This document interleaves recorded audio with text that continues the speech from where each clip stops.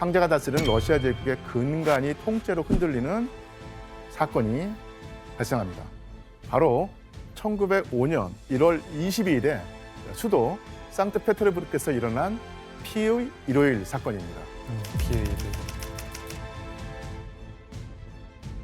피의 일요일 사건은 경제 위기에 러일 전쟁까지 일어나는 바람에 급격히 세금이 늘어나니까 파탄지경에 이른 백성의 불만이 고조되면서 시작되었는데요. 백성은 니콜라 2세를 어버이라고 믿고 어려움을 직접 호소하면 황제가 문제를 해결해 줄 것이다 이렇게 생각을 했습니다. 그래서 수만 명의 사람들이 거리를 메우면서 도심에 있는 황궁을 향해서 대규모 평화 행진을 벌이기 시작했습니다. 근데 백성들이 멈추지 않고 계속 궁으로 다가오니까 경비대가 드디어 총을 발포하기 시작을 했죠. 광장이 순식간에 붉은 피로 뒤덮였고요. 당시 정부가 발표한 사망자 수는 200명 정도였는데요. 하지만 학자들은 훨씬 더 많은 시민들이, 백성들이 사망했다고 평가를 합니다. 그러니까 평화 시위를 벌인 백성들을 어버이인 황제가 무력으로 짓밟은 셈이죠. 와. 피해 일요일 사건으로 백성들은, 또 시민들은 분노했고 수도인 상트페테르부르크에서 시작된 시위가 러시아 전역으로 이제 확산되기 시작합니다. 모스크바에서도 총파업이 벌어지게 됩니다. 사태가 점점 걷잡을 수 없이 커지니까 니콜라 2세는 더 무자비하게 백성들을 진압하려고 했습니다. 아, 왜 그래? 예, 자기에게 저항하는 사람들을 모조리 이제 없애려 들었는데요. 하지만 그럴수록 저항은 더 커지죠. 예, 점점 더 거세집니다. 이 시기에 러시아 도시 곳곳은 그야말로 전쟁터를 방불케 하는 그런 현장이 되었고요. 1월 한 달 동안 러시아 전역에서 일어난 파업의 참가자가 약 44만 명에 이를 정도였다고 합니다. 진짜 안팎으로 너무 혼란스럽네요. 예, 피해 일요일 사건을 기점으로 러시아 백성들의 생각이 달라지기 시작했는데요. 황제는 백성을 자식처럼 보살피는 어버이가 아니라 백성을 괴롭히는 압제자로 인식하기 시작한 것입니다. 그러니까 300년 동안 내려오던 로마노프 황실의 뿌리가 이때부터 뒤흔들리게 된 것이죠. 그리고 이 시기에 황제에 대한 믿음을 무너뜨리며 러시아의 사회주의 사상을 가속화하는 사건이 또 다시 벌어지게 됩니다. 또야. 러시아 제국을 파국으로 몰아넣으며 마음대로 주무르는 한 인물이 등장한 것인데요. 요슨? 예, 요승, 바로 그 희대의 괴승 라스푸틴인데요. 아, 라스푸틴. 아, 라스푸틴이다. 라스푸틴.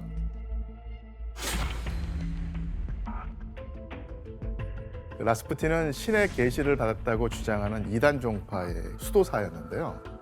우연한 기회로 혈유병 환자인 니콜라 2세 아들, 즉 황태자를 살려냈다면서 황제 부부의 절대적 신임을 얻게 됩니다. 아, 이거 배웠네. 예. 이후 라스푸틴을 성자라고 믿는 추종자들이 계속 늘어나기 시작을 했고요. 그는 자기의 명성을 이용해서 추종자인 여성들과 문란한 관계를 맺기도 하고 맞아요. 황실을 수시로 드나들면서 뇌물도 받고 부정한 청탁을 들어주기도 했습니다. 그러니까 라스푸틴의 행태에도 황제 부부는 그저 그를 감싸돌고 돌기만 바빴죠. 피해 일요일 사건과 라스푸틴의 국정농단으로 황실에 대한 백성의 믿음이 땅에 떨어지고 실망감이 가득했던 1914년에 드디어 러시아 사회주의가 또 한 번 가속화되는데 결정적인 역할을 하는 사건이 벌어집니다. 바로 세계 1차 대전? 1914년 제1차 세계대전이었습니다.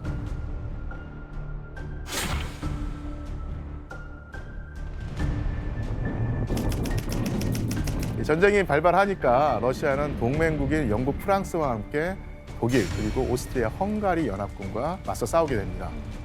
그럼 갑작스럽게 발생한 전쟁에 러시아 백성은 어떤 반응을 보였을까요? 힘들어했겠죠. 지금 생활고에 전쟁까지 못 힘들어 죽겠는데 버티겠는데요? 뭔 전쟁이야. 전쟁 처음에는 애국심에 고취되어서요. 아, 전쟁을 진짜? 열렬히 지지했습니다. 그래요? 예. 그리고 그 전쟁 시작 후에 니콜라 2세가 총사령관으로 전장인 동부전선에 직접 뛰어들거든요. 하지만 니콜라 2세는 전쟁에서 이렇다 할 성과를 내지 못했고요. 후퇴를 거듭하면서 여러 러시아 도시들을 적에게 잃게 됩니다. 뿐만 아니라 군인과 민간인을 포함해서 수백만 명에 이르는 러시아 백성들의 인명 피해까지 생기면서 엄청난 희생을 치르게 되죠. 그럼 교수님, 러일 전쟁에서도 패배하고 또 진 거네요? 예, 맞습니다. 그럼 러시아는 왜 이렇게 계속 지기만 하는 거예요? 당시 러시아는 전쟁에 참여하는 게 힘들 정도로 이 군대의 상황이 열악했거든요. 가장 근본적으로는 근대화에서 뒤처졌기 때문에 아하. 러시아의 생산 능력이 세계대전을 감당하기가 어려웠던 것입니다. 맞아. 예. 그래서 제1차 세계대전 당시의 군대의 상황을 본 러시아 혁명가가 군대에 무기는 고사하고 병사들이 신을 분화조차 없다는 것이 이내 드러났다. 이렇게 말을 합니다. 뭔 얘기지? 어떻게 예. 해서? 때로는 병사들이 먹을 식량도 모자랐어요. 그래서 러시아의 한 군인이 연인에게 보낸 편지를 보면 당시 상황이 얼마나 힘들었는지를 알 수 있는데요. 자, 편지 내용을 지원 씨가 이번에는 읽어봐 주시겠습니까? 나스티아, 제발 좀 내 부탁을 들어줘. 담배 1파운드하고 부스럭이라도 빵 좀 보내줘. 될 수 있는 대로 빨리. 야, 부스러기를 달라는 아. 거 보니까 빵 부스러기도 네. 못 먹는 상황. 배가 그냥 골고 있나 봐요. 절박해요. 예. 그 러시아 병사들은 적군은 물론이고 굶주림과 열악한 환경과도 치열하게 싸워야 했으니까 이런 상황에서 전쟁에 러시아가 이길 리가 만무하겠죠. 1917년 2월에 마침내 억눌러 있던 러시아 이 민심이 폭발하게 됩니다. 와. 러시아 혁명에 불을 당긴 2월 혁명이 발생한 것인데요. 7년. 김 나오는 것 봐. 춥고 코 풀고. 러시아가 저렇게 힘들었구나. 전쟁으로 빵 배급까지 중단되니까 참지 못한 여성 노동자들과 주부가 빵을 달라고 외치면서 황제 니콜라이 물러나라, 전쟁을 끝내라 시위를 벌였던 거예요.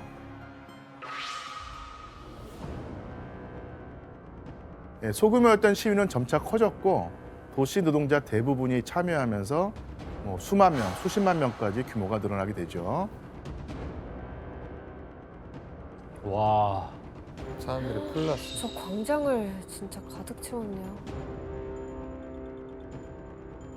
와, 대박이다. 와. 잘 좀 하지. 아유. 이젠 안 참아. 예. 분노가 보이네요. 네가 죽던 내가 죽던 뭐 이거 단판 지을 생각인데. 절박함. 그리고 이 소식은 전쟁터에 나가 있는 니콜라이 2세에게도 전해졌습니다. 아. 이 소식을 들은 황제가 시위에 어떻게 대처를 했는지 알 수 있는 말이 있는데요. 내일부터 수도의 거리에서 모든 소유를 진압할 것을 명령한다. 조국이 독일과 힘겨운 전쟁을 치르고 있는 때 소유는 결코 용납될 수 없다. 폭동을 일으켜? 니넨 죽었어. 이거 아니에요? 예, 황제는 1905년 피해 일요일처럼 다시 한번 백성을 강경하게 진압하라고 지시를 합니다. 예, 전쟁에서 쏠 총황도 부족한 상황에서 백성에게 발포를 명령한 것입니다. 그래서 2월 26일 아침에 결국 백성을 진압하기 위해서 병사가 도처에 배치됐고요. 이때 황제의 발포 명령을 전달받은 병사들은 어떻게 했을까요? 못쏠 것 같아. 쏘나요? 못 쏠 것 같은데 느낌이. 병사들은 백성에 대한 사격을 거부하고요. 그러니까. 허공에다 대고 총을 쏩니다. 와. 시위대를 죽일 수 없다는 얘기죠. 그리고 시위대에 총을 들고 합류하기에 이릅니다. 이때 시위대에 합류한 병사만 해도 모두 7만 명에 이르렀다고 해요. 이렇게 무기를 가진 병사들까지 시위에 합류하니까 혁명은 걷잡을 수 없이 커졌습니다. 야. 이렇게 1905년 피해 일요일 사건에서 황제의 편에 섰던 병사들이 12년 뒤인 1917년 2월에는 완전히 백성의 편으로 돌아서게 됐던 거예요. 3월 2일에 니콜라 2세는 수도에 도착하지도 못한 상태에서 기차 안에서 황제의 자리에서 내려온다는 회의 성명서를 작성합니다. 마침내 300년 넘게 지속된 로마노프 황조가 무너지게 된 순간인데요. 백성이 주도한 2월 혁명은 성공으로 끝나게 됩니다. 이렇게 러시아 제국이 붕괴한 뒤에 임시정부가 들어섰습니다. 교수님 그러면 황제가 폐위가 됐으니까 예. 지도자가 필요할 텐데 이 임시정부는 누가 이끌게 되나요? 예, 먼저 권력을 잡았던 세력은 그 부르주아였고요. 거기에 더해서 레닌의 정적이었던 멘셰비키가 이 부르주아와 손을 잡게 됩니다. 하지만 시간이 흐를수록 멘셰비키는 그 사람들의 지지를 잃어갔습니다. 그 이유가 뭘까요? 소극적이어서? 예, 멘셰비키는 부르주아와 손을 잡고 전쟁을 계속해야 한다고 주장을 했어요. 그리고 또 토지 분배와 같은 중요한 사안이 있는데 이것을 곧바로 해결하기보다는 선거를 하고 그래서 재헌의회라고 하는 헌법을 만드는 회의를 소집하고 거기서 그 문제를 해결해야 된다. 그래서 그때까지 미루려고 했다는 거예요. 자, 그러니까 혁명은 성공했지만 러시아 사람들의 삶은 바뀐 게 없었던 셈이 된 것이죠. 이렇게 멘셰비키가 사람들의 목소리를 듣지 않으니까 임시정부에 대한 불만이 치솟았고요. 사람들은 세상을 바꿀 지도자를 찾게 됩니다. 네. 이때 떠오른 인물이 바로 레닌. 레닌이었습니다.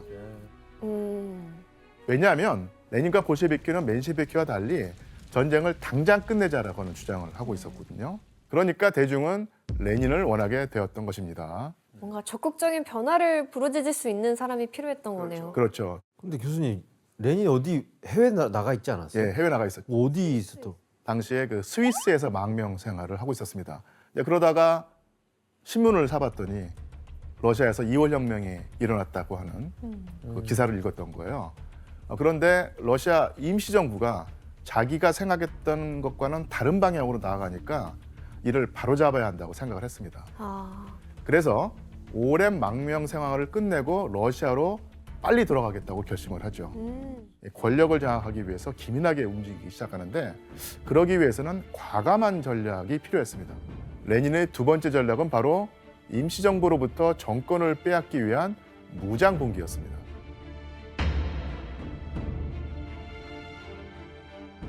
그렇다면 무장봉기를 일으킨다고 하는 계획을 들은 사람들의 반응이 어땠을까요? 얘도? 이러는 거 아니야? 예, 레닌의 주장이 워낙 과감하고 급진적이어가지고요.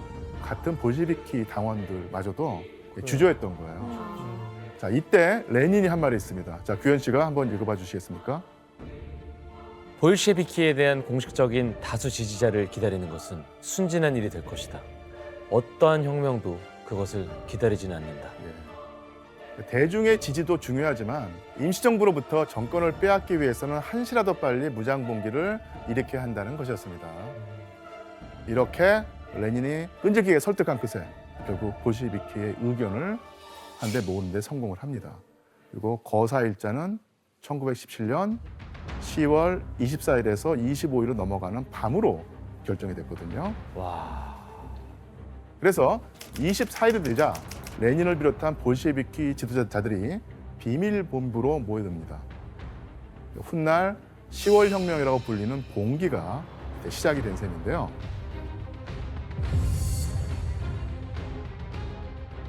거사가 시작되기 전에 볼셰비키 본부에서는 수도 상트페테르부르크의 지도가 펼쳐지고요. 주요 공격 지점 그리고 점령 지점을 그리면서 전략을 세웁니다.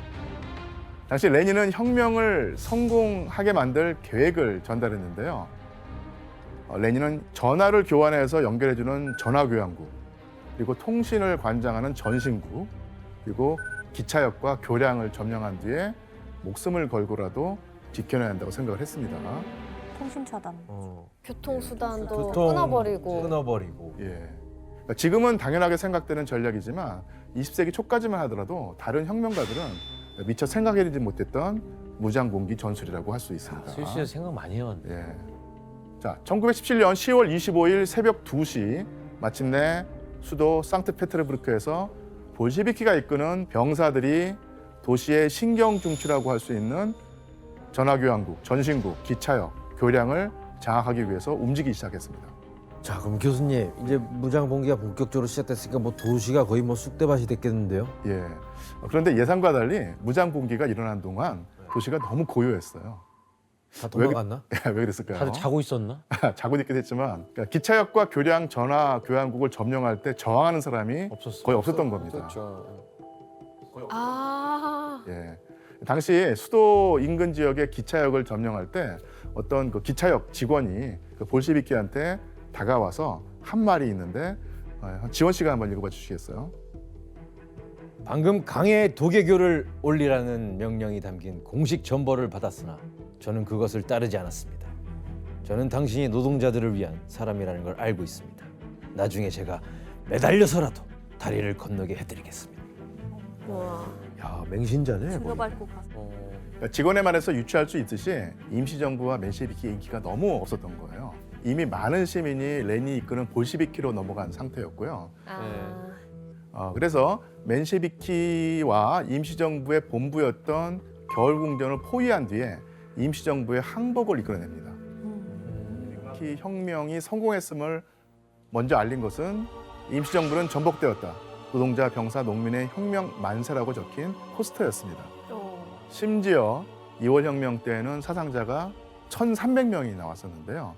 이 10월 무장봉기 때는 사망자가 6명, 부상자는 50명 뿐이었다고 그래요. 대단하다. 레닌은 마침내 임시정부를 뒤엎고 볼셰비키를 이끌어서 세계 최초의 사회주의 혁명인 10월 혁명을 성공리에 마칩니다.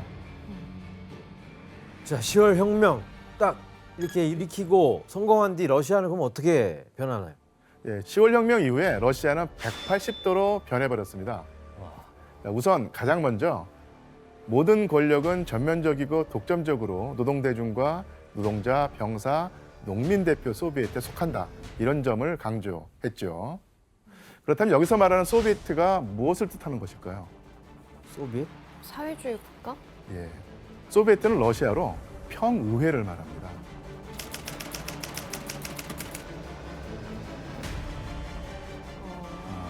소비에트가 처음 만들어진 것은 1905년 피해 일요일 사건이 발생한 직후였는데요. 당시 그 총파업을 지휘하기 위해서 공장마다 노동자 대표를 뽑아서 조직을 만들었는데 이 조직에 소비에트라는 이름이 붙습니다. 그리고 1917년에 황제를 끌어내렸던 2월 혁명이 일어나니까 공장 노동자들이 누가 시키지도 않았는데 다시 소비에트를 만들었던 거예요.